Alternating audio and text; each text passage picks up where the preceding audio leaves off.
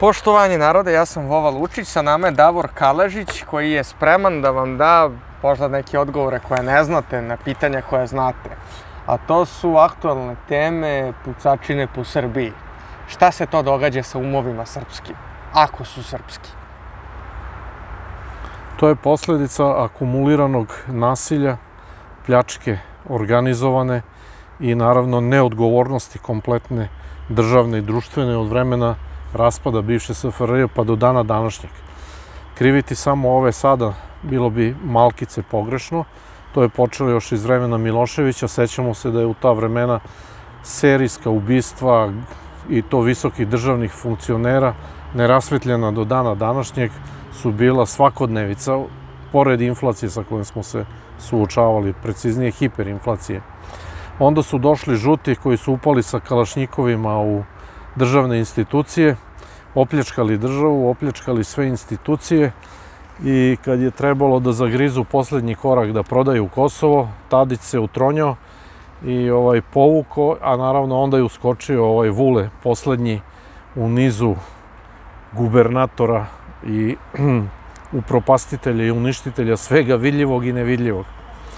I sada dolazi na naplatu svih ovih 30 godina ratova, nasilja, užasa i pre svega, iznad svega, nekažnjavanja i nepronalaženja činioca. A u barem 50% slučajeva se zna ko su počinioci, zna se ko su inspiratori, znaju se svi detalji, ali onog trenutka kad postaneš deo vladajuće koalicije, ti si nedodirljiv.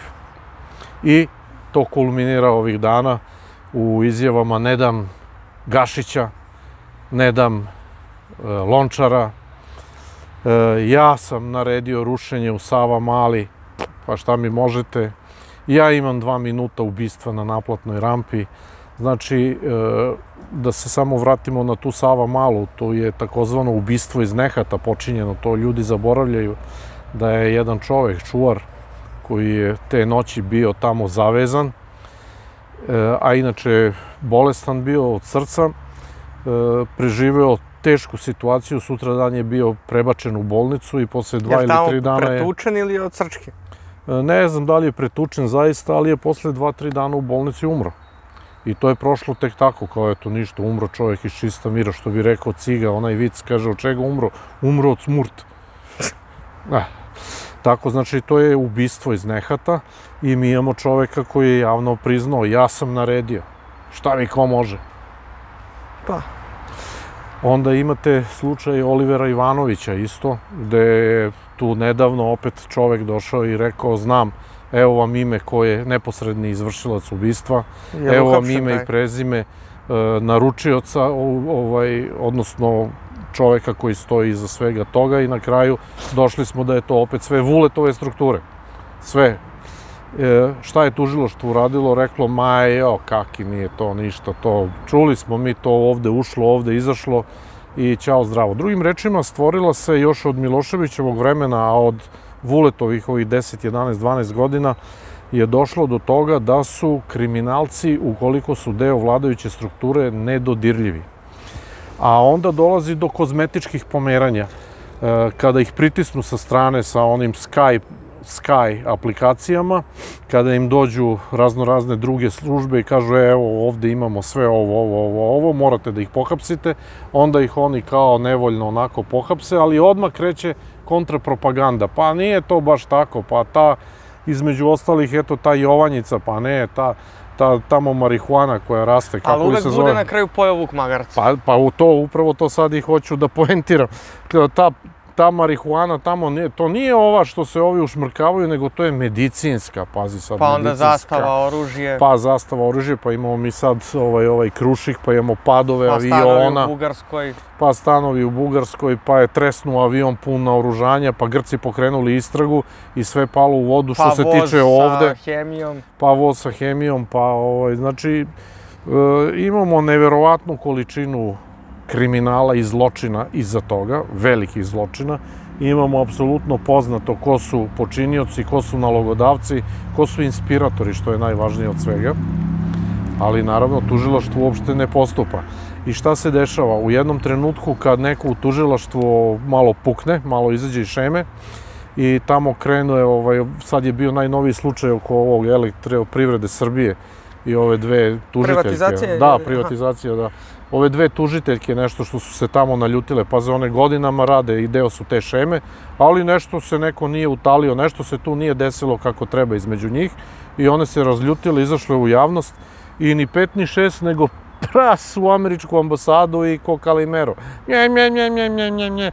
I onaj dođe i zagrli ih i kaže, no, nemojte se zezate, ove su moje i niko ništa ne sme. A šta je rezultat svega toga? Da li su pokrenuti procesi koji su zapravo inicirali celu tu storiju? Ništa, to je sve ostalo i dalje zamrznuto u fioci, nepoznato.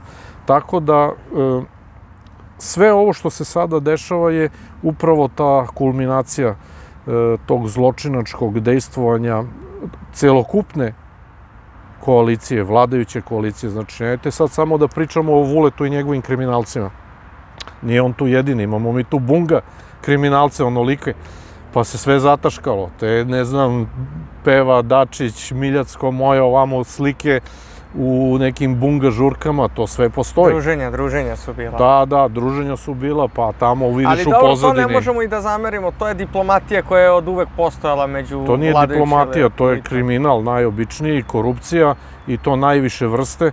To se zove medelinske, pa naravno, pa tamo podmeću na bunga žurkama, podmeću poslovni partneri političarima, drolje, razmenjuje se... A to se uvek radilo, ne možemo to da im zamerimo. Jeste, ali sad se radi na mnogo velikoj skali, radi se dubinski, znači više niko u kući nije siguran da mu neće odvesti ženu, ćerku ili već koga tamo na bunge po službenoj dužnosti. Tako da, medelinsku državu smo stvorili, viš ti šta je sad, evo Jovanjica, to su sve nevinašca, Hrkalovićka pala u vodu, nema ništa.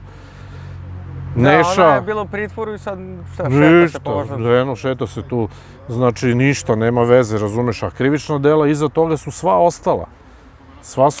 Sva su i dalje u suštini nerasvetljena i ono što je najvažnije od svega, počinioci koji su postali poznati su i dalje neprocesuirani. U New York Timesu je izašlo tek saradnje Velje Nevolje i Vučića, sve objašnjeno šta, kako nije to ništa novo. Da li je neko preneo, ja nisam video kod nas taj tekst, da je neko napisao New York Times.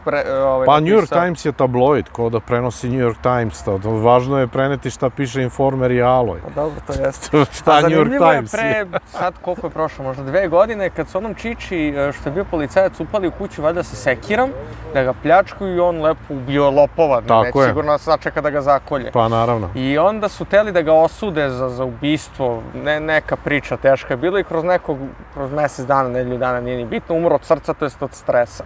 Da, to su ta ubistva iz nehata. Tad je trebao zakon da se promeni, da ljudi mogu budu naoružani. Ako si ti naoružan, ja sam naoružan, meni neće tako lako pasti napad da te puca. Svaki građanin Srbije koji ima vozačku dozvolu, a da bi dobio vozačku dozvolu, mora da prođe detaljan lekarski pregled koji je potpuno jednak i isti lekarskom pregledu koji se preduzima kada tražiš dozvolu za nabavku oružja. Prvo odeš na lekarski pregled. Znači, potpuno su isti ljudi, ista komisija, isti centri, iste vrste pregleda, ista procedura, sve isto. I sad ti tamo se dobiješ da si sposoban da voziš, jer kad sedneš za volan ti si isto potencijalni ubica. Terorista. Oni s kamionom u polnici tamo. Tako je, onaj s kamionom tamo njih 20-15 pregazi, ovaj ispuca 7-8, još ispada da je ovaj manji terorista.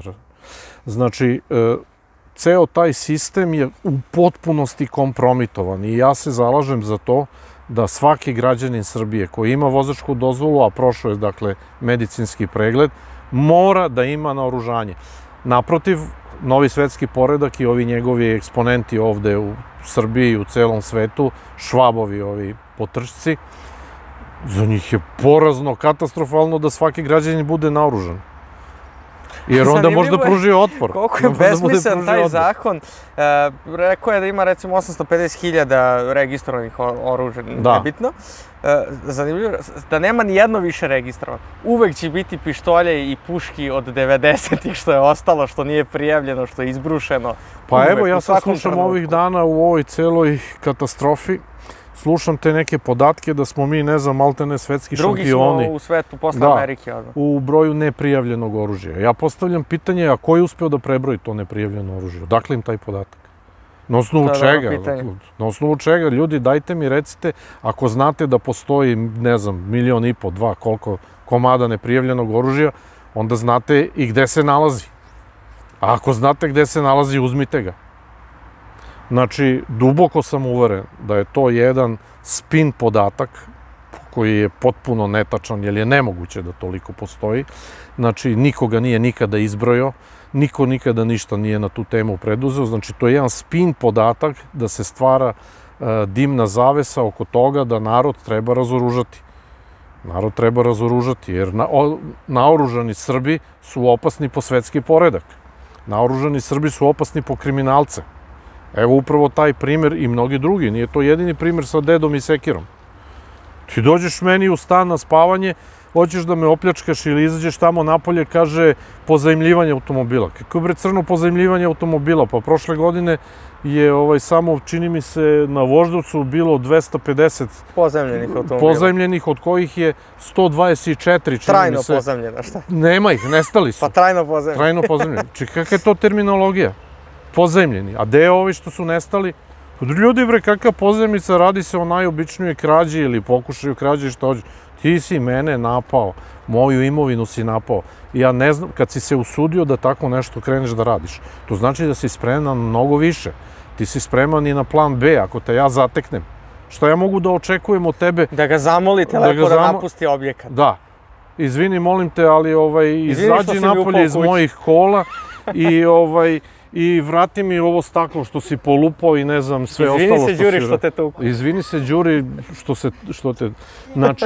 Znači, nema razgovora, čoveče, to odmah treba upucavati. E sad, tu je nezgodno što je taj naš zakon u tom smislu tu nužnu odbranu u stvari napravio u nužno neodbranu. I tamo kaže, otprilike princip je sledeći. Otprilike, kad vas ispucaju, vi možete da vratite paljbu. Tako je. Znači, princip je sledeći. Moraš da uzvratiš istom merom, ali da uzvratiš. E, tu je ključni detalj. Znači, prvo moraš da dobiješ, pa onda da proceniš šta si dobio, pa onda opet da proceniš da o tom istom merom uzvratiš. U stvari, kad vas gađaju, vi da se namestite tamo gde vas najmanje boli, da je najmanje štetno da vas pogodi, da biste vratili. Ne, Matrix. I on te sad upuca, a ti onda sedneš i razmisliš gde te upucao, moraš da razmisliš gde te upucao, da bi mogao na isto mesto da mu vratiš po principu nužne odbrane. Ili te izboo nožem, a ti onda sedneš pa razmisliš gde te sve izboo da mu vratiš. I uzmeš isti nož. Ako nemaš nož, šta ćeš onda? Onda izvadiš ti pištolj i njega upucaš, ako uspeš da preživiš taj njegov nož, i onda dođeš lepo na sud, on ti kaže, a, nesrazmerna upotreba sile, ti si kriminalac i ubica jer si ubio čoveka koji te samo malo zagolicao. Počešao te. Znači, potpuno su stvari postavljene naopačke i to je sistemski postavljeno namerno naopačke, da bi se narod razoružao, jer kažem i ponavljam stalno i stalno ću ponavljati, osnovni cilj novog svetskog poretka i osnovni zadatak svih kriminalaca ovog sveta je da protiv sebe imaju stado. Jer kad imaju stado, onda mogu stado da kolju do mile volje na sve moguće načine. A da bi raja došla u nivo stada, mora bude razoružan. Tako da to ne dolazi u obzir zaista i ovi užasni tragični događaji koji se dešavaju samo idu u prilog vladajućoj koaliciji koja će to sprovesti. Ali pazite kako će sprovesti. Opet će sprovesti na taj način da sve to obesmisli, odnosno zloupotrebi. Jer zloupotreba je krajnji proizvod. Kako? Ako si član partije, pa šta će neko Zvonku Veselinoviću da ode ili Milanu Radojičiću kući i da ga razoruža ili da im pošalje nalog i da kaže donesite svo naoružanje, pa oni bi morali kamion da ponesu sa sobom, da istovare u policijsku stanicu. Znači, ljudi iz sistema, ljudi iz režima će ostati potpuno neoštećeni. Evo vidimo da je otac, pazi, čovjek je radiolog, i on kao radiolog ima potrebu za tim da u kući drži 7, 8, 10, nemam pojma koliko komada različitog naoružanja. Posle toga vidiš zapravo na internetu se vrlo... Na internetu više nema tajne, znači svako je potpuno ogoljen. Šta vidimo na internetu? I na internetu vidiš da je on član bio naprednjaka najverovatnije, pa se to krije. Pa onda vidiš da je bio bliski prijatelj sa Lončarem, da ga je Lončar doveo u našao mu radno mesto. Pa možda se on i dan danas loži na zemunski klan, pa ima 8 pištolja. Pa se onda vidi, tamo isto ima na internetu nekih indicija. Pazite, to sve treba da proveri tužilaštvo. To je posao za tužilaštvo. A indicije su da je on bio uključen u ona Lončarova medicinska opravdanja, izdavanje onih opravdanja gde ljudi nisu odgovarali za kriminalne radnje, odlagala im se suđenja, zastarevalo na osnovu toga i svega toga. I onda vidiš isto podatak da je odlazio sa tim svojim nesrećnim detetom u streljanu u pratnji prijatelja iz DB-a. A da odmah raščlanimo jednu stvar. Niko u Republici Srbiji ne može da dobije dozvolu za nabavku oružja dok na kraju na taj zahtev potpis ne stavi neko od službenika iz službe bezbednosti, kako se zove ova sad? BIA. Znači ne može. Znači vrhunski autoritet. I ta BIA ima toliki autoritet da čak i ako policija na terenskim proverama ustanovi da osoba nije prikladna za posjedovanje oružja, BIA uzme i prekriži to i stavi da mu se dodeli. I moraju da dodeli iz policije. Tako da nemojte da pričamo mi priču, znači to je duboko režimski i sistemski čovek koji je potpuno unutar sistema bio nedodirljiv, ni on jedini. Pa takvih ima na hiljade. Pa na hiljade ima takvih koji su naoružani, koji rade šta hoće. A zanimljivo kad pričamo o tim kastama naprednjačkim, te kaste se već stvaraju u osnovnim školama. Ta ribnikar škola, ja sam do skoro bio dete, pa mogu da pričam o tome, ta ribnikar škola i treća gimnazija koja je preko puta toga, to su važili za najfolirantskije škole i samo preko veze možeš da uđeš i tu se uči francuski od prvog razredne osnove i tu se već formiraju te kaste. Da, a i sami znate kakvi ljudi žive na Vračaru i ko se pre 50-60 godina doselio sve na Vračar i onda vam sve bude jasno. Ja sam 15 godina bio prosvetni radnik, da se tako izrazim, u potpunosti. Znači, prošao sam i radio sam u svim strukturama prosvete, odnosno obrazovanja, od osnovnih škola, preko srednjih škola, preko srednjih stručnih škola, do fakulteta. Šta ste predavali u osnovnoj? Predavao sam muzičko, pa posle solfeđo, pa teoriju, pa ovo, pa ono i tako dalje, nije bitno. Uglavnom, ja sam taj lebac jeo u svim strukturama 15 godina. I pre 30 godina sam napustio te strukture. Izašao sam iz svega toga jer su mi se zgadile. Zašto? Pazi, jer to je bilo još u doba Josipa Broza koji je hodao na 2 noge. Zašto? Zato što sam video prvo da direktori škola se postavljaju po partijskoj liniji, najobičnije budale stoka, nesposobna gamad dolazi na mesto direktora. Kao takvi nesposobni i partijski dezorijentisani, jer to su bila vremena kada su svi jurili za bilo kakvom karticom, bilo čega da nađu neko sidrište za koje će da se zakače i da ih onda ovi prebace tamo gde treba da ih prebace, na te direktorske pozicije. Vidimo da je Ružić da je sin kriminalac, a ona je direktorka škole. Dobro, baš lepo. Od direktorke škole je sin kriminalac? Pa da, vidim tamo da je uhapšen u toj vračarskoj grupi. Internet je pun tih podataka i slika i svega ostalog. Znači, smučilo mi se prvo, znači, taj nepotizam, partijski nepotizam, gde ti dobiješ direktora koji pojma nema sa životom. I tad je krenula ta cela priča sa tim da se nekvalitetan, neobrazovan kadar postavlja na ključne funkcije. To je krenulo još od doba Tita, pa nadalje i razvili su to svi ovi ostali. Od Miloševića, Đinđića, Koštunice, Tadića, pa do ovih današnjih. Ali zanimljivo čekaj još malo. Pa onda, recimo, drugi problem koji me je užasavao su bila PP služba, takozvana psihološko-pedagoška služba. Znači, u škole je uvedena PP služba koja je trebala da hendluje sve probleme te vrste. Znači, to su takvi diletanti bili. To su takvi neradnici. To je takvo gubljenje vremena i budžetskih sredstava da to nije normalno.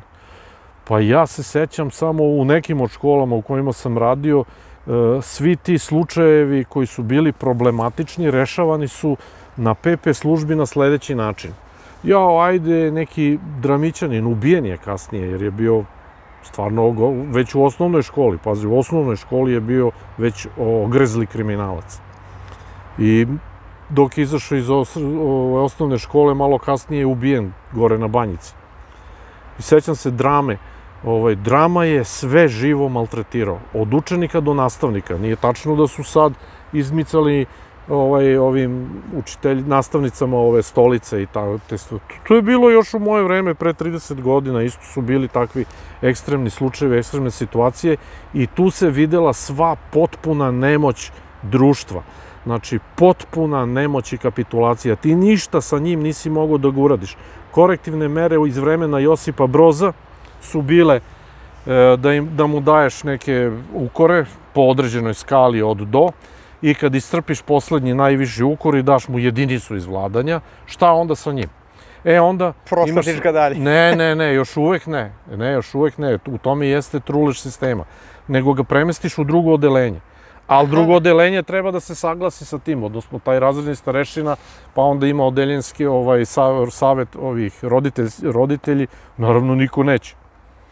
I onda opet on ostane tu gde je bio jer ga niko neće i nastavi dalje. Onda on vidi da je sistem potpuno nemoćan i kreće dalje. Kreće dalje u akciju, kreće dalje u iživljavanje. Onda sledeća mera je kad to sve ne uspe na taj način, ajde da probamo da ga prebacimo u drugu školu. Sad treba druga škola da ga primi. Neće druga škola da ga primi. Guranje po tepih sve vreme. Da. Znači, nema se rešenja. Nema se rešenja. I na kraju on opet ostane tu i rešenje je bilo šta, ulica, jedan dan kad je došao u te svoje kolizije sa lokalnom mafijom, oni ga isprangijali. Tačka. Zanimljivo je to što sam pričao za te osnovne škole za ribnikar, koliko je pogubno za jedno dete da raste u društvu gde su svi iz iste kaste. Mnogo je lepše i za sazrevanje i za formiranje ličnosti da tu ima i nižih staleža i viših i srednjih i cigana i Jevreja i svih mogućih. Onda je potpuna ličnost. Takva je nekad bila škola, organizovana je bila po teritorijalnom principu. Znači, ako živiš, nemam pojma, na starom gradu, možeš da ideš samo u škole koje su na teritoriji starog grada. Pa i opet ni tu ne možeš da ideš u dalju školu, nego moraš da ideš u onu koja ti je bliža mestu stanovanja. I to je bio striktni princip koji, pa stvarno su bili ultra retki slučajevi da je neko preskočio kroz taj princip i kroz tu proceduru sa debelim obrazloženjima i medicinske, najčešće prirode, medicinskih razloga, pa da ode recimo u dalju školu ili tako nešto. Bilo je isto slučajeva da roditelji sami, koji su u ona vremena bili malo svesniji, obrazovaniji i razumniji pre svega, su sami shvatili da treba dete da povuku iz škole, pa se onda u dogovoru sa njima, jer bez pristanka roditelja, to sam zaboravio da kažem, ne može ništa da se uradi. Znači, ako roditelj ne da pristanak za bilo koju od ovih prethodnih akcija, ništa ne može da se sprovede. Nekad su bili malo razumniji roditelji, pa sami uzmu i kažu, znate šta, ja bih volao da dete promeni sredinu, drugim rečima da promeni školu. I onda se tu kretalo. To su bili na prste jedne ruke u toku školske godine ili u toku 3 školske godine. Pa to se promenilo u nekom trenutku, ja kažem, ne znam, sa dolaskom Miloševića je to sve krenulo da se menja. Jer ja sam izašao, kažem, pre 30 godina, meni se to sve smučilo. Onda, recimo, šta je sledeći nivo koji me oterao iz prosvete? Kraj školske godine. Kraj školske godine, histerija. Zaključujemo ocene. Hoće 5, hoće 4. Hoće, aj što deca hoće, nego dolaze roditelji. Da. Dolaze roditelji, znači dolaze roditelji i vrše neopevani pritisak. Šta je to bitno da dete ne bude 4-8 nego 5-0? Evo zašto je bitno. Kakav je to kompleks? Najveći problem je bio sa najgorom decom. I najgorim roditeljima, jer od dobrih roditelja tada i u ta vremena, a i danas, teško da će izaći baš loša deca. Zaista to je malo neprirodno. Znači, loša deca, deca sa dvojkama, trojkama, da ne kažem gomilama jedinica i svega ostalog, dođe 8. razred, treba negde da idu, treba negde se upišu ne mogu da skupe one bodove, faktički onda ostaju im, ne znam, brodarska škola, ne znam, kožarska, ne znam, znači sve one koje su još u ona vremena bile vođene kao talog škole za otpadni kadar. I tamo su bili i otpadni kadar, o tome ću posebno pričati, o samom školskom kolektivu. I dođu i kukaju, jao, dajte, pomozite nam. Pazite sad ovaj pristup. Dajte, pomozite nam. Dete ne možemo nigde da upišemo, ono će da propadne načisto, dajte, spašavajte. Pa kako da vas spašavamo? Pa dajte mu ocene, nemojte da ide na popravni, nemojte da ga obarate. Pa dobro, a gde biste vi dete? Pa znate, mi bismo dete u srednju policijsku ili u srednju vojnu. Ali tamo traže najmanje vrlo dobre da bude prosek. Vrlo dobro. Kako ja sad od nedovoljnog da ti napravim vrlo dobro? Jao, molim vas, jao, preklinjem vas. I krene nastavničko veće i sad uvek imaš u kolektivu one koji su za, one koji su protiv i oni koji su uzdržani. I sad, ajde da mu dižemo sa dvojke da ima sve četvorke. Pola ljudi poludi. Kaka je to sramota, bezobrazluk, uništavamo drugu decu. A uništavamo je, potpuno i demorališemo, rušimo sistem vrednosti. Što neko uči 3-4 godine kad možda se reši u 2 dana.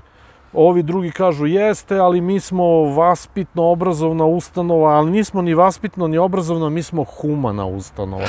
Mi moramo da se vodimo humanim principima, to su ipak naša deca, to je naša budućnost, to ovo, to ono. Po šta će mi, ja kažem, ja sam bio jedan od glavnih kontraša, svađao sam se redovno tamo sa ljudima, kažem, pa šta će meni taj jediničar da mi dođe u policiju?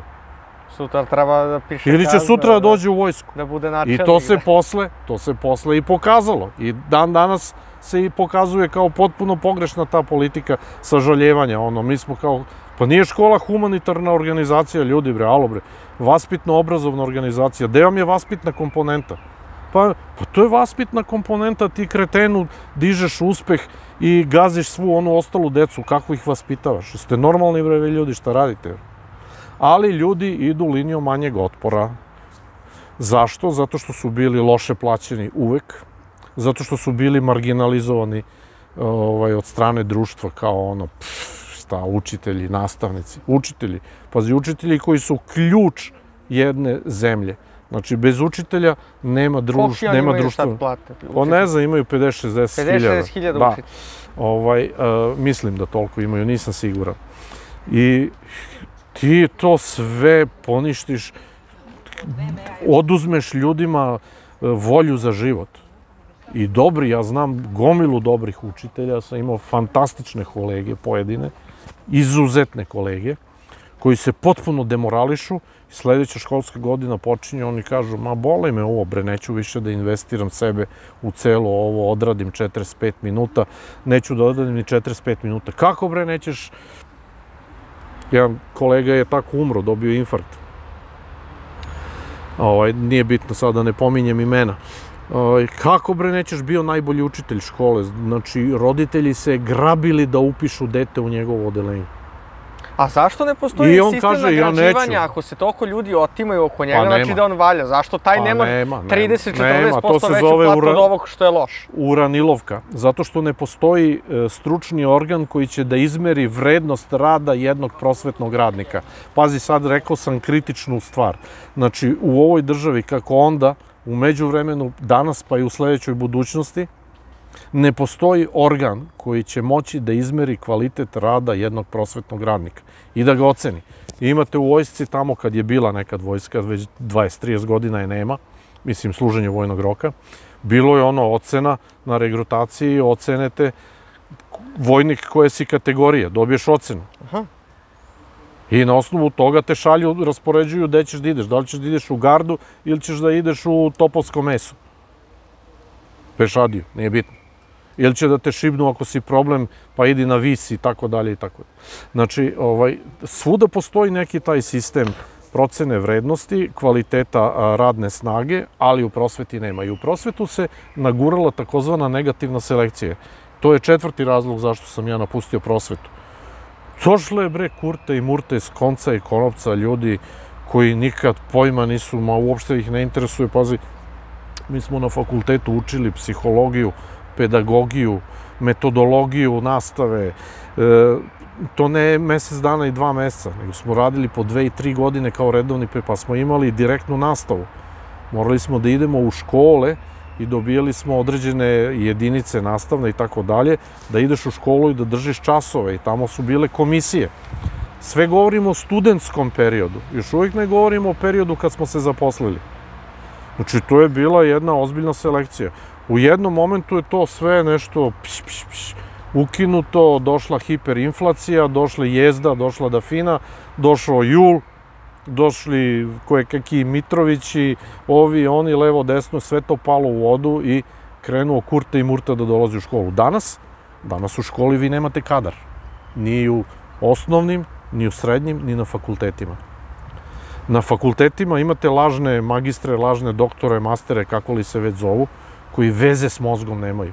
Prepisivači, od doktora malog pa nadalje. Kiosk, diplome, doktor Slina, doktor Mali, doktor ovaj, doktor onaj, vidi bre peži. Pa i mi smo gulili klupu, čoveče. Pa samo godišnje smo imali iz jednog predmeta po 4 ili 5 seminarskih radova. Profesor, ako ti vidi da je seminarski rad manji od 30 strana, neće ti ga primi. Ne možeš da polažeš ispit, oborite, padaš godinu. Seminarski rad iz jednog predmeta, a imaš 15 predmeta. Pa ti za jednu školsku godinu napišeš seminarskih radova za 10 njihovih megatrend doktorata. Pa ideš na teren, pa radiš, pa... Znači, došli su umeđu vremenu ljudi i napustili su prosvetu. Prosveta se nije zanavljala kadrovski. Generacije stare su odlazile, mlade koje su dolazile su sve gore i gore, sve neobučenije i neobrazovanije. Pa su onda i oni nalazili prosvetu kao privremeno neko uhleblje dok ne nađu nešto bolje. Znači, potpuno nezainteresovani za rad. Pojma nemaju ni o kakvom principu, ni pedagogije, ni psihologije, ni didaktike, a kamoli o stručnosti predmeta koji predaju. Danas vi nemate profesore fizike, nemate profesore matematike, nemate profesore jezika, engleski, nemački, ovi, oni, nema nikog. Pa svi koji su ti matematika i jezički, oni ili idu u IT ili nešto vezano gde su platite 3 puta veće. Zanimljivo je kako kroz školovanje svaki mlad profesor prvih 5 godina je bio pun entuzijazma da nešto promeni. I onda kroz neko vreme ga opali realnost i postane neurotični skot.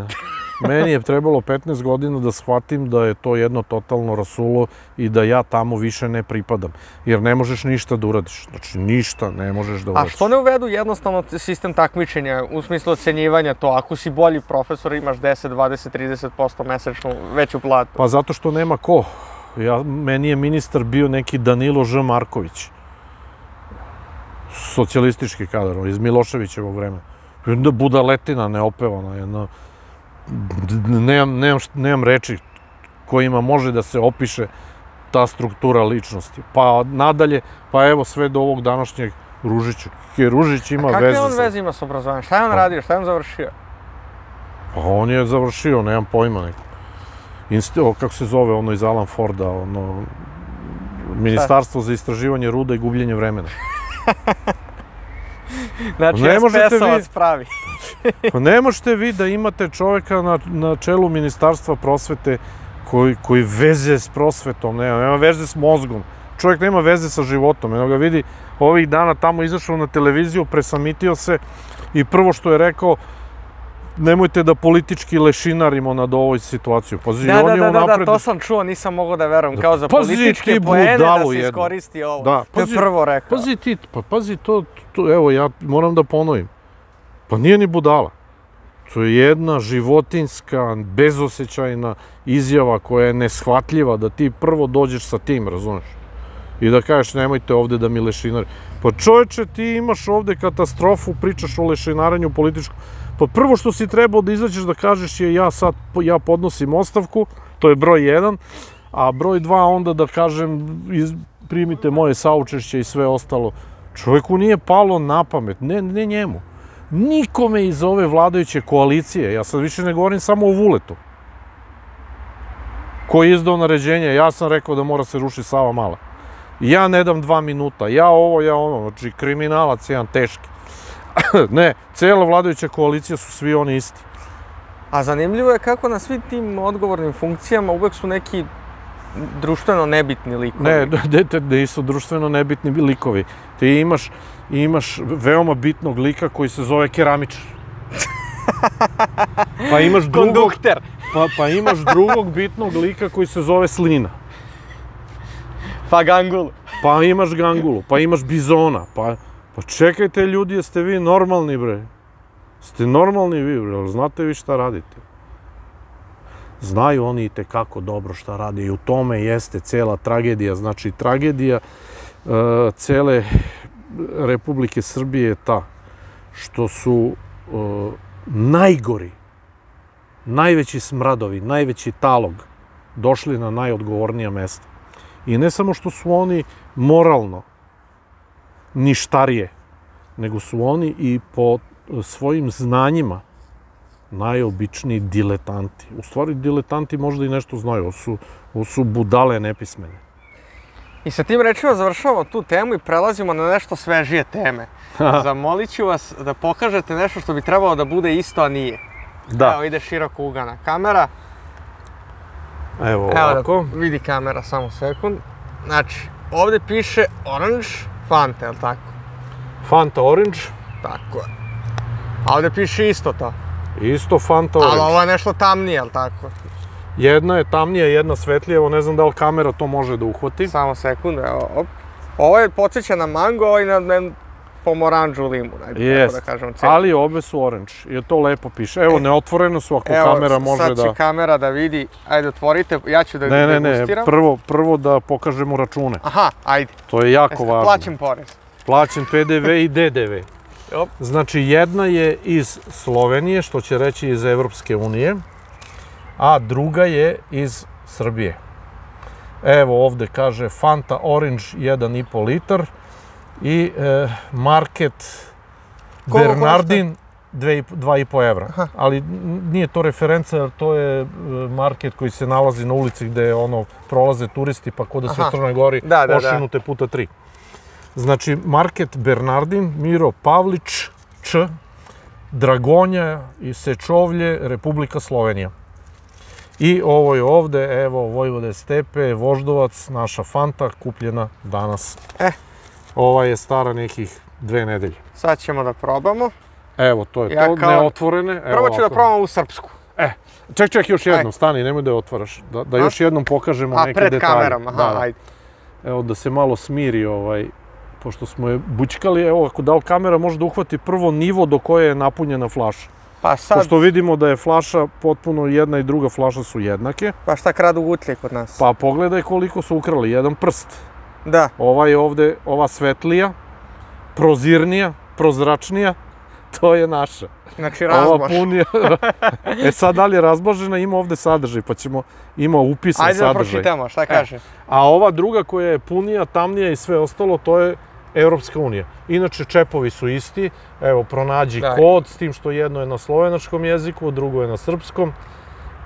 Čep od rakije, čuveni. Da. I sad pazi ovako. Evo, ovde imamo sastav, uredno napisan. Energijska vrednost. Ova slovenačka 121 kJ ili čega li, naša 178. Naša ima veću energetsku vrednost. Zašto ima veću energetsku vrednost? Pitamo se. Pa zato što ima mnogo više šećera u njoj. Pa šećer. A to je samo to sam čuo od drugara pre nekog godina, nisam uverovao, svi turisti koji dolaze kod nas kažu da je sve zaslađenije nego... Zato što veća količina šećera te tera, ne gasi žeđ, naprotiv, izaziva još više žeđi i tera te da više i više piješ. Ti piješ ovo, ali ne gasi žeđ, nego je naprotiv još više otvaraš. Pazi dalje. Proizvodi ova slovenačka 28 kilokalorija, naša 42 kilokalorija. Masti i zasićenih masnih raznih 0 grama, pardon, i u slovenačkoj je 0 grama. Koliko je šećer i šta kažu? Ček, nismo još došli. Ugljikovi hidrati. Ugljikov hidrat kod nas 10,2, kod Slovenaca 6,9. Od toga sve je 6,9 slatkorij, što će reći šećer. A ovde kod nas šećer sve 10,2. Znači ova, evo kao što smo i rekli, piše na deklaraciji, slovenačka ima 6,9 grama šećera u ovoj flaši, naša ima 10,2. Da vidimo dalje, beljakovine, što će reći proteini, ovde ima 0 grama, to je isto. I što se tiče soli, kod nas je 0 grama, kod Slovenaca 0,02 grama. I tako dalje. Evo, uporedili smo sastav, videli smo da ne samo što nisu po izgledu, po boji i po punjenju jednake, nisu jednake ni po sastavu. Ajde sada da otvorimo pred kamerama. Da, evo da otvorimo pred kamerama. Znači da se čuje ona. Evo je. Dobro. I sad srpska. Šta ste... Evo je. Šta ste hteli pre degustacije još da kažete? Evo sad da pogledamo, dok se malo smanji sadržaj, pošto su bile pod pritiskom, jel? Pa da neko ne kaže, zbog pritiska je jedan nivo viši, a drugi niži, a nije isti pritisak u flašama. Pogrešno ste nam dali podatak, evo otvorili smo flaše, pritisak se izjednačuje, evo polako mehurići izlaze, pena izlazi i kao što vidimo i dalje je situacija takva da je ova slovenačka bolje i više napunjena. Ima ovde čak i jedna deklaracija koja kaže da napunjenost može da varira 0, ne znam koliko posto, prema tome ovo je malo više od toga. To se misli u seriji, jel? Jedna serija... Zašto kod nas je sve zaslađenije? Šta je fora? Pa da bi se više trošilo. Kao što sam malo pre rekao, znači što je više piješ, više je trebaš. A zašto baš u Srbiji? Pa možda nije samo u Srbiji, ja ne znam kako je u drugim zemljama. Ajde da probamo. Ajde, živeli. Samo mušice da oteram.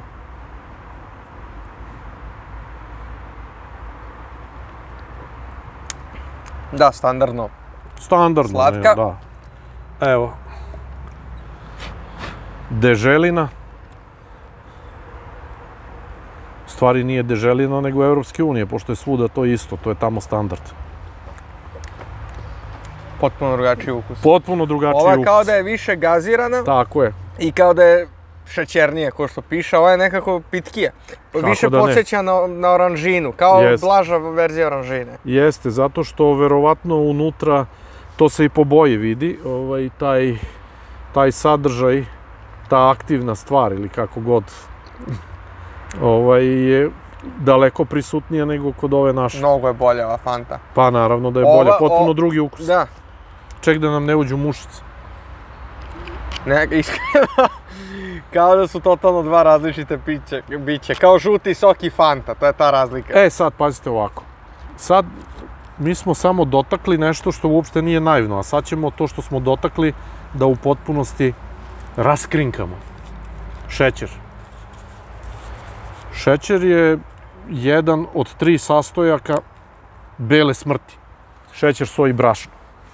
Znači šećer, soj i brašno... A nije so toliko štetno? Kako da nije, i tekako je štetno. Ona isto sprečava bubrege, diže pritisak, oštećuje krvne sudove, srča i tako dalje. Samo sklonimo ovo, napadaju mušice. Pa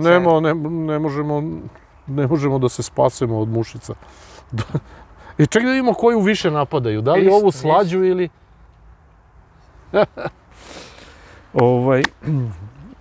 Znači šećer. Što više šećera unešeš u organizam, to ćeš pre da oboliš. Od gomile raznih bolesti pa sve do te takozvane šećerne, odnosno dijabetesa. Drugim rečima, truju nas. Truju nas. I moralo bi, mi u državi imamo neku instituciju koja se bavi analizom i praćenjem kvaliteta hrane. Da li je ikad iko čuo da su oni nešto izašli i rekli ovo nije dobro, ovo nije u skladu sa normama, sa standardima, sa ovim, sa onim? Pa obično u Srbiji te pozicije na koje vi odlučujete da li nešto valja ili ne su najkorumpiranije ikada, tako da ja znam za mnogo primjera, za mnoge poslove koji treba nešto da kontrolišu, da namerno upisuju to, da namerno završavaju znajući da će jednoga dana neće raditi za platu, nego za 100, 200, 500 evra dnevno. Da, znači o tome se radi. Truju nas masovno. Skoro smo imali aferu sa vakcinama ovim dečijim. Imali smo i aflatoksin, imali smo sve. Aflatoksin, da. Imali smo i to se učutalo na taj način što su promenili 0,0505. Tako je, promenili su procente i rešili su problem. Trovanje je ostalo isto. Pa smo imali ove vakcine tamo, odjedanput deca primala vodu, ne znamo koliko dugo i ne znamo Ima ona fora, zarad kad je čega. pisalo 0 tačka ili tačka 0, to je placebo, to jest vodica. Kad je nešto 1, valjda 3 varijante vakcine. Ove original koje utiču, ove koje su vodice i neke blaže. Drugim rečima, mi smo došli u situaciju da država nema kontrolu ni nad jednim segmentom. Znači, građani Republike Srbije su potpuno nezaštićeni u svakom svom segmentu. Da li ste izašli na ulicu, da li ste kupili proizvod, da li ste odveli dete, da li ovo, da li ono, sve je nezaštićeno, sve je upropašćeno, sve je prepušteno u ruke lopovima i kriminalcima. Kako se borite s tim? Pa sa tim, vidite ovako, borba je sledeća. Prvo to treba iznositi javno. Evo, mi sad imamo priliku da pokažemo našim građanima Fanta Orange. Srpska. I Fanta Orange. Slovenačka. Evo. Znači, prvo moramo da iznosimo gde god možemo, jer mediji su potpuno blokirani. Evo sad samo možemo ovako na ovim alternativnim kanalima da o tome govorimo. Znači, istina, istina i samo istina. Sa nadom da ćemo podići svest kod izvesnog broja ljudi. A opet, i oni koji vide, pola od njih sad što gledaju ovo neće verovati. Ovo reći nešto ste muvali, nešto ste muljali, ko te pita i tako dalje. Pa tako smo radili za vodu u Cepteru, onaj eksperiment, sve pred kamerom, ništa sečeno, pa ljudi neki nisu... Pa opet ne veruju. Tako da, znači, to podizanje opšte svesti i, kako kažu ovi stranci, awareness, znači, to je zadatak svih zadataka. Svaki segment društva treba tako raskrinkati. Počevši od kamera za snimanje. Huawei ili saobraćajnih? Ma i saobraćajnih, i Huawei, i ovih i onih, počevši od toga, jer taj zakon o kamerama već 2 ili 3 puta u Skupštini nije prošao. Zašto? Pa nije prošao, jer ne može da prođe, zato što krši se sistemski se krše mnogi drugi zakoni i ustav. A oni to već uveliko primenjuju. Znači, ljudi moraju da budu obavešteni o svemu, o svim zamkama, o svim spletkama, o svim, to više nisu teorije zavere. To je direktan udarac na zdravlje i život svih građana Srbije. Ali dobra stvar u tome što donekle mi, a i drugi kanali, smo uspeli da čak i ljude koji toliko ne čitaju knjige ili ih ne zanima ovo što mi radimo, dnevna politika, da su osvešćeni. Ali nema ih na ulici. Ima ih. Nema ništa, sad ih je na ulici pokupio. U centru grada, ja kad sam radio anketu, to se možda neko i seća, pre 2-3 godine za vakcinaciju, da li ste se vakcinisali, šta mislite o vakcinama? Ja sam toliko bio šokiran, ljudi su mislili da sam promenio priču, da sam postao zapadnjak. Svi su u centru grada vakcinisani, veruju u vakcinu, znači, najgori šljam u prevodu od ljudi, ono. Šta im kažete na televiziji, oni to veruju. Oni to odmah prihvate zdravo za gotovo. I ljudi su mislili da mi lažemo. To pričam u centru grada. Da, to je problem. I onda imaš još ne samo to, nego imaš gomilu botova, imaš te njihove botovske programe koje mašine samo kucaju i krenu da ti pišu tamo sve zadave, ti razumeš komentare. To je zanimljivo kad ljudi kažu, pa vidiš da je to tako, vidiš koliko ima lajkova, ili kao vidiš koliko ga ljudi napada, ili vidiš koliko ima pozitivnih komentara, ljudi laže, ljudi ne verujte. Pa evo sad je izašlo u javnost opet zahvaljujući tim par nekih slobodnih medija, odnosno ovih YouTube kanala, to su jedini slobodni mediji u Srbiji, je izašlo na videlo i to da je država dobila od Google-a i ostalih, od YouTube-a, ove kodove neke. I da oni sad oni mogu da intervenišu, sve što pustiš, oni mogu da ti blokiraju i to na vrlo perfidan način. Oni pošalju tamo YouTube-u obaveštenje da je to neprikladan seksualno i ne znam kako, gender affairs, neprikladan sadržaj i YouTube uopšte ne gleda. Pazi sad ovu foru. Oni ne gledaju sad će oni da slušaju mene i vas i da prevode ovde i ne pada im napamet. Vlada im je poslala taj dopis, znači vlada je relevantna, odmah te blokiraju. Dosta emisija nismo izbacili kad smo trebali, nego sa mesec, 2, 3 zakašnjenja zbog toga što kao nešto je uznemirujuće u toj emisiji. Jeste uznemirujuće, tako je. I ono, verovatno ste primetili kako posljednjih recimo godinu dana, u stvari od nove godine, ajde da kažemo, su naslovi na ovom kanalu, pa mogu slobodno reći debilniji. A debilniji su zašto? Zato što reči kao što su, ne znam, predsjednik, Vučić, nasilje, bombardovanje, tako neke reči koje odzvanjuju ušima, ja ne smem da stavim u naslov. To se zove ključne reči. A zaista ne smem da stavim naslov. Ili bude žuto, ili skinu klip. Skinuli su nam pred nekoliko meseci s Veljom Vukašinovićem emisiju koja je sve bila samo ne poziv na nasilje, iako su ga tako karakterisali. Tako da, eto, ja mogu da vam potvrdim da sve što Davor kaže jeste istina. To je, nažalost, takva istina. Znači, Novi svetski poredak je jedna zlikovačka organizacija koja je žestoko uzela maha svuda u svetu i koja je instalirala ovde svoje poluge vlasti. Znači, ovde mi imamo kompletno instalirane te međunarodne poluge vlasti koje su antisrpske, antihumanističke. Antiljudske. Antiljudske, antiljudske, antihumanističke. To su, znači, mi smo za njih bubašvabe. I treba nas sve počistiti, eventualno nešto malo ostaviti, ali ih preklonirati. Odnosno klonirati, da im se ubace mRNA i ostale vakcine, odnosno ove nanokomponente i onda da te odozgo sa neba, pogledaj samo kakvo nam je nebo, ne sad ovih dana, nego stalno. Znači oni odozgo zasipaju. Ja sam siguran da će doći trenutak pred, koliko ima, 2-3 godine, ajde da kažemo, su doneli onaj zakon o bunarima, da je sve državno i da je sva voda privatizovana. Ja sam siguran da će uskoro, godinu, 2, 3, nebitno, doći trenutak kada će ulaziti ljudima u kući i oduzimati bunare. Pa oduzimat će sve i ulazit će u kuće. Pa to jeste poenta ove fore sa razoružavanjem. To zvuči sad neverovatno, isto je zvučala i korona, pre korone neverovatno, pa je ostvarivo. Pa tako je. Tako da nema nikakve dileme da ide u tom pravcu. Znači mi imamo sad izuzetno skraćen vremenski rok da se opametimo i da ustanemo protiv toga. Šta nam ide na ruku, šta nam ne ide na ruku? Ne ide nam na ruku to što smo potpuno okupirana zemlja. Mi imamo kompletno okupacionu upravu, kao što je 1941. bila nemačka okupaciona uprava. Imao si neku pro forme vladu, nekog Nedića, Ljotića i ostalu ekipu, ali oni su sve radili pod dirigentskom palicom, izvinjam se, ovih Nemaca. Ništa nije slučajno. Da, nije, izvinjam se, velika greška. I onda imaš poluge represije okupacionog režima. To su policija pre svega i policijske, on sad hoće da uvede još ne znam koliko hiljada policajaca, pa je počeo s ovim nekim specijalcima, 4-5 hiljada, pre toga 4-5 hiljada nekih genijalaca, pa onda još 1000 i nešto po školama. Šta će policajci po školama, čoveče? Će oni možda da vaspitaju i da obrazuju tu decu? A i kakav je to policajac koji 5 godina sedi u školi? Zašto je on spreman? On ne može da potrči. On ništa, nije zarđa totalno.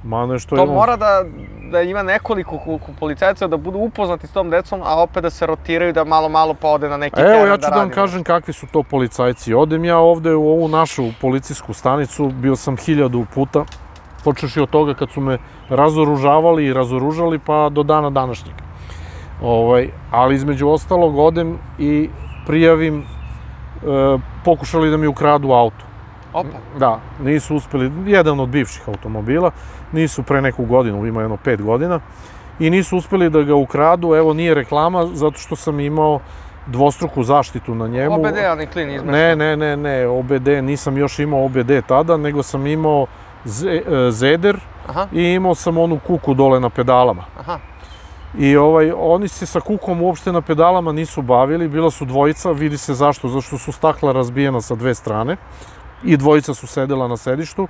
Jedan je sa ove strane suvozačke se bavio kompjuterom i bajpasao je automobilski kompjuterski sistem, učito i ubacio svoj program da bi mogli da startuju kola, a ovaj se bavio mehanikom da savlada Zeder. Da polomi volan. Da polomi volan. I polomio je bravu, polomio je volan, sve je živo polomio, ali nije savladao Zeder. Evo, to je besplatna reklama za Zeder. Koje je auto u pitanju? Citroen C5. Napravio mi je štetu 1200 i nešto evra u ono vreme pre 5 godina. Satro mi je ceo sistem, razumeš, to volana nije mogu. A dole se uopšte tom pedalama nije bavio, očito je mislio da je to bez veze, da će to lako da sredi, nego daj prvo ovo teže. A možda su se iznenadili, nisu znali da ima zeder, jer ja sam video ljude koji idu po parkingu i šacuju danima unazad. Kako ste ih primetili? Primetio sam staro oko Sokovolo. Kao što sam primetio šiptare kad su pokušavali da mi naprave sačekušu. Vidiš ih kako idu određeno vreme, pa stanu, pa gledaju, pa se okreću, pa jedan. Kako izgleda taj čovjek koji merka? Pazi, ja sam ih slikao. Slikao sam ih mobilnim telefonom. Otišao u policiju, u našu stanicu. Podneo prijavu i rekao, evo, ova dvojica su mi sumnjivi, ovo, ono, oni umrli od smeha tamo. Kao šta, o čemu vi, gospodin, isto to pitanje mi postave, na osnovu čega vi, pa ne možemo mi na osnovu vaših sumnja da idemo ovo, ono. Ja im kažem, ljudi, tamo se svako veče, braći Jerković, svako veče se ukrade po nekoliko vozila. Stvarno? Pa da, tad je bilo tako, ne znam kako je sad. I rekao, ili ste vi našli jedno od tih vozila? Evo, malo pre smo govorili da više od polovine vozila nisu nikad pronađene. Pozajmljeni su. Pozajmljeni. Samo prošle godine govorimo. Prošle godine. Inače, to veče kad su meni pokušali da maznu auto, to veče je na nivou opštine Voždovac, čini mi se, ako sam dobro zapamtio podatak, bilo 24 otuđenja. Uje. Za jednu noć. Kakvom je talu ta policija koja se tu nova vrti kad oni 24 automobila mogu da ukradu. Tal je ključna reč. Tal je ključna reč. Evo sad. Znači, ja odem tamo, to njima privim, oni umru od smeha, boli ih uvo. Ja odem istog dana, zakažem zeder i ugradem i zeder. Promenite bravu, verovatno, sve sredite. Ne, ništa se ne menja. Zeder ti samo ugrade, to je neki klin, nemam pojma kako to radi, ali radi efikasno. I ne vidi se što je najvažnije od svega. Znači, on ima one nalepnice, staviš, ja nisam hteo da stavljam nalepnice na stakla, da se ne zna da ima, jer ako zna šta ima, on možda se pripremi. Da. Ovako ne zna, dođe i zatečenje. Oni faktor iznenađenja, oni kradu kola u roku od 30 sekundi do maksimalno minut. Ako ga za minut ne startuje i ne pokrene, oni napuštaju scenu. Da, ljudi možda ne znaju, to se krade preko daljinca. Da, to je posebno. Po televizor. To je posebno, se pali. Ali ona fizička čista sila i krađa, to traje maksimalno do minuta. Maksimalno do minuta. I oni nisu znali da ima zeder i tu su se zeznuli, nisu mogli da odrade posao do kraja. Uglavnom, ja to prijavio. Pazi sad dalje. Oterao ja kola na servis, odnosno nisam ih oterao, nego su ih odneli, jer nije mogo da se startuje i sve, nije bitno. I ovi tamo kad su radili na servisu, kad su rehabilitovali ceo sistem, kompjuter i ostalo, zovu mene i kažu, gospodine, jel možete vi, kaže, da dođete ovde? Imamo jedan problem, kaže, ne možemo to bez vas da rešimo. Zvanični Citroenov servis dole na Adi. I ja odem tamo u Citroen i šta je problem? Rekao, šta sad vi bez mene ne možete da rešite, ne razumijem. Kaže, pa evo, pogledajte, kaže, ovde mi smo sad krenuli da restartujemo kompjuter, međutim, iz kompjutera nam izlazi gomila podataka. Kakvih, rekao, podataka? Pa evo, kaže, pogledajte, ovde imamo silan broj nekih telefona, imena, ovo, ono i tako dalje. A ja nikad u životu nisam povezivao telefon. A šta je on povezao slučajno? A on kad je povezivao svoj kompjuter sa mojim kompjuterom u kolima, on je uneo i neke druge podatke koji su bili u njegovom kompjuteru. Da li su to podaci prethodnih krađa? Ili možda telefon greškom na Bluetooth. Ili telefon, ili šta god da je, uglavnom tu su se našle gomile nekakvih podataka kojima tu nije bilo mesto. I ja njima kažem, dajte odmah mi to sve izbacite na USB i posle to resetujte i tako dalje. I izbace oni meni na USB. Ja trčećim korakom opet kod nas u policijsku stanicu, kod onog tipa kome sam prijavio krađu, a to je posebna priča što niste hteli da dođu na teren. Jedva sam prijavio, jedva sam uspio da prijavim pokušaj krađe. Ja njemu kažem, evo ti USB, šta imaš, šta će mi USB? Reku, ovde ima gomila nekih podataka koje ne pripadaju u mom autu, u mom telefonu, u mom sistemu. Pogledajte, možda nešto tu ima za ustroj. On gleda, pa kaže, čovječe, jesi ti normalan, kaže, nemamo mi vremena se bavimo s tim glupostima. I neće da uzme. Ja mu kažem, jesi ti inspektor, jesi ti budala, šta si? On me gleda, kaže, nemojte vređati. Nemoj da vređaš, pa ti mene vređaš, čovječe, jesi ti normalan. Ja ti donosim ovde neki potencijalni trag. Došao na posao i još treba i da radi, pa niste stvarno normalni. Potencijalni trag ti donosim, ti uzmi, pregledaj to, zato si ja te plaćam. Kaže, ne plaćate vi mene. Ja ne plaćam, pa ja te plaćam, bre, magarče jedan. To sam još jednom tamo doživio u toj stanici, pa sam ih prijavio. I šta je bilo na kraju? I nije hteo da uzme.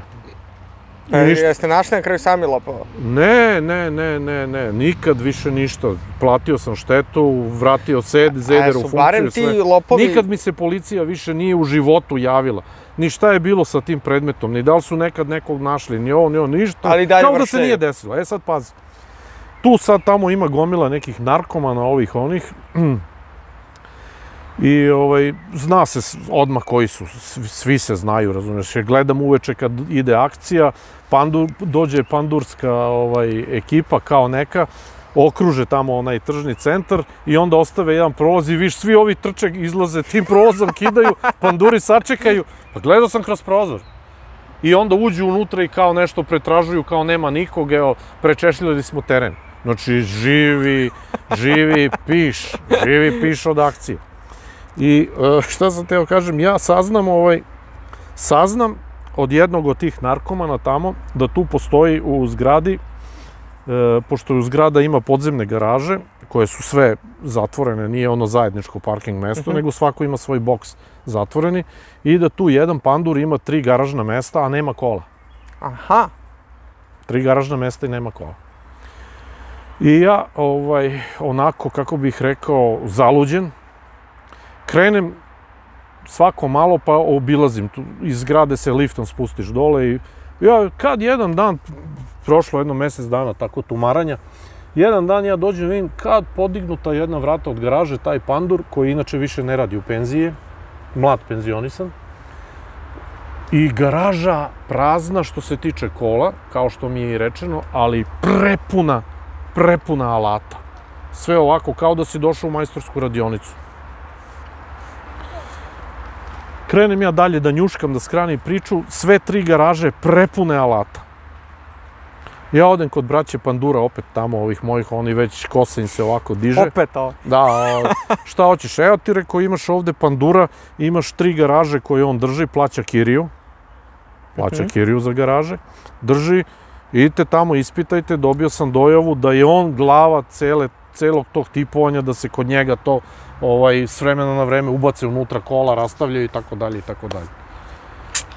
Pandur me gleda zapanjen. Živeli. Ne, slobodno pij, ostavit ću ti tu na poklona, ja ću ovu domaću. Mnogo bolja Slave. Pa evo vidiš, treba ići u Evropsku uniju, ako ništa drugo, makar zbog mnogo bolje Fante. A nije, ja pijem inače vodu, da izbegavam sokove, osim uz ručak, ali ovo je stvarno pitka. Pa to je dokaz da nam ta Evropska unija ne treba, su to najobičniji hoštapleri. Pa treba nam zbog Fante. Osim ako nemamo dilera Fante. Pa šta nam ovde rade. Pa sama Fanta bi morala da uzme da povede postupak protiv ovih koji rade ovde Fantu, da kaže čekajte... Ko ih zastupa? Pa Coca-Cola isto. Pa nemam pojma ko je, da kažu čekajte, po ovlašćenju Coca-Cola Company proizvodi Coca-Cola HBC Srbija. Dođu ovde i da kažu, čekaj bre, šta radite vi ovo? Pa ovo je Fanta, ovo Fanta. Ko vam dao licencu za ovo? Ako je to ta Fanta neka normalna firma, odnosno Coca-Cola. A upala mi mušica, nema veze. I šta kažete? I Pandur... Posle 5 dana zove on mene nazad, dođem tamo, kaže, ja sam gospodine ovo sve detaljno proverio, to je naš bivši kolega, koji ima fantastičan dosije, to nema govora da se on bavi tim stvarima. Rekao, proverili ste u kompjuteru? Pa da, kažem, imamo našu bazu podataka u kompjuteru. A rekao, jeste proverili na terenu? Kako? On me gleda. Pa zašto bi proveravao, kaže, na terenu kad je u kompjuteru sve u redu? Pa ja mogu budem policajac, onda vrhunski. Kliknem enter samo, kad unesem ime. Pazi, to su ti mozgovi, razumeš? To su ovi što su imali dvojke na četvorku, a? Da, dvojke na četvorku i jedinice na trojku.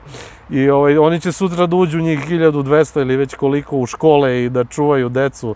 A Pink će da, evo, pogledaj, ovih dana, dan žalosti bio. Pa nije, petak, subota, nedelja. Da, dobro. I pogledaj sad kablovsku televiziju, kablovske kanale. Recimo ja imam SBB. Na SBB-u sva 3 dana žalosti, kompletno, normalno, svi kanali puštaju isti program kao i svakim redovnim danom. Znači, nema žalosti. Pa šta, bit će Žikina šarenice sad za vikend? Pa ne znam da li će bude Žikina šarenica, ali evo ja sam konkretno pratio TV Pink, Pinkove kanale, na SBB-u. Dobro. Od Pinkovih kanala na SBB-u samo Pink Reality ima veliki crni ekran i napisano Dan žalosti. Svi ostali Pinkovi kanali, na SBB-u ponavljam, Pink Comedy, Pink Thriller, Pink Premium, Pink domaći, onaj kako se zove na 500 kecu. Šta, Pink Comedy i dalje ide Eddie Murphy, vrti se? Ide, vrti se komediji, vrti se, evo, prvi Dan žalosti bila je Žikina... Dinastija? Da, Žikina dinastija, ono, ljubi, glavu ne gubi. Prvi Dan žalosti, drugi Dan žalosti su je ponovili u prepodnevnom terminu i tako dalje puštaju. Znači, onda je bilo na onom Pink Hororu je bilo, kako beše ono, ne znam šta, pa smrti. Neki naslov horor, pa zadnja reč smrti. Zaboravio sam šta. Dan smrti, recimo. Da, nešto, ajde recimo neki Dan smrti ili tako nešto. Znači, potpuna je jedna divljačka, perverzna, nebriga, jedna sramota. A ne znam radio kakav je bio, šta na radio? Ne znam, radio ne slušam, iskreno govoreći. Tako da, to, nemaš ti tu šta da očekuješ, znači, samo ulica. Gerila, samo da se odvojite ljudi. Pa nema, ne možeš ti novi svetski poredak. Ovaj brat Putin, naš, je mnogo zeznuo stvar. Evo, to skoro su me kritikovali neviđeno kako sam promenio stranu. Zato što sam rekao da Putin pravi mnogo loše poteze po meni. Kao na primjer, sad će gledalci da se ljute. Da, ljutit će se, opet sam napao Putina. Umesto, pazi, čovjek je ušao u rat sa novim svetskim poretkom. Jer onaj Zelenski i cela ta ekipa su par excellence predstavnici novog svetskog poretka. Tog novog nacizma, fašizma, svega ovoga što ne valja. I on se sad sa njima bakće ovde već 400 i koliko, 30-50 dana, nije bitno. I još mu nije svanulo da uopšte ne treba s njima da se bakće. Treba da uzme da izgruva ove pravo u čelu, sve da ih izgruva, razumeš? Kom opanci, kom obojci. Pa to je jedini način. Ali Rusija cveta, njima je super, oni prodaju preko posrednika sve što imaju. Ma šta im cveta kad će da im to sve... I kupuju sve što nemaju preko posrednika isto tako. Ovih maksimalno su ih pritisli. Znači, za Putinom je raspisana međunarodna poternica, čovjek više ne može nigde da izađe. Pazi, predsjednik sile kao što je Rusija... Ali to je bolje po njega. Pa nije bitno da li je bolje ili nije bolje, bitno je da on dok je živ, on neće moći nigde da mrdne, osim, ne znam, u Kinu i ovamo u njegovu blokovsku podelu. Ovamo nigde. A dobro, oni će promeniti isto trenutka, povući će tu poternicu kada im bude trebalo nešto isto trenutka. Možda hoće, možda neće. Možda hoće, možda neće. Ali mi smo na taj način ostali oštećeni. Mi smo osakaćeni tim potezom. Lavrov ne može da dođe u Srbiju. Lavrov nije mogao da sleti, nisu mu dali. Sljedeći put kad bude pokušao, ja verujem da opet neće moći. Znači, mi smo osakaćeni takvom njihovom politikom. Ali iskreno da vam kažem, slušao sam neke goste posle emisije kako izgledaju te političke posete i to je toliko glupi zahtevi, glupi sastanci, tako da ništa mi nećemo mnogo izgubiti time što Lavrov neće doći. Telefon i dalje postoji, video poziv postoji, mi možemo tamo da odemo, mislim mi, neko naš normalan, ne ovi... Da. Sad ćemo da vidimo ko će za paradu pobede 9. maja da ode.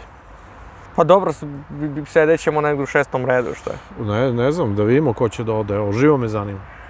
Nisam pitao, ovi lopovi su krali barem ova kola na leasing što su osigurana ili nemaju kodeksa pa kradu ova kola do 5000? Ne znam, oni ispikiraju auto, neko im tipuje, naruči ovo, ono što god bilo.